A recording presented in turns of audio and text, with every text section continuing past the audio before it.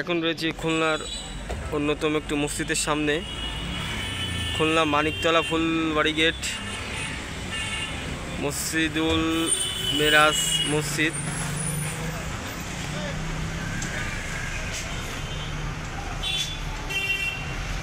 চমৎকার একটি মসজিদ দেখতে পাচ্ছেন।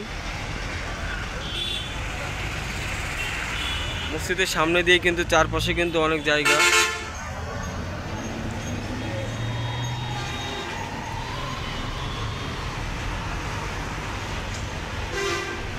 মসজিদুল মেরাজ মসজিদ চমৎকার মসজিদ।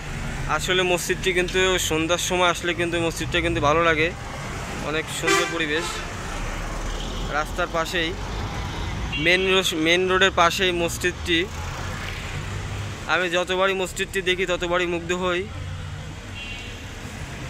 মসজিদুল মেরাজ মসজিদটির নাম। স্থাপিত সাল 1974, পুনর্নির্মাণ 2025 সালে কাজটি শেষ হয়।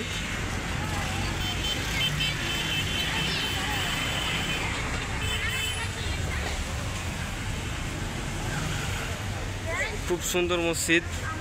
এতক্ষণ দেখছিলেন মানিকতলা মসজিদ খুলনা।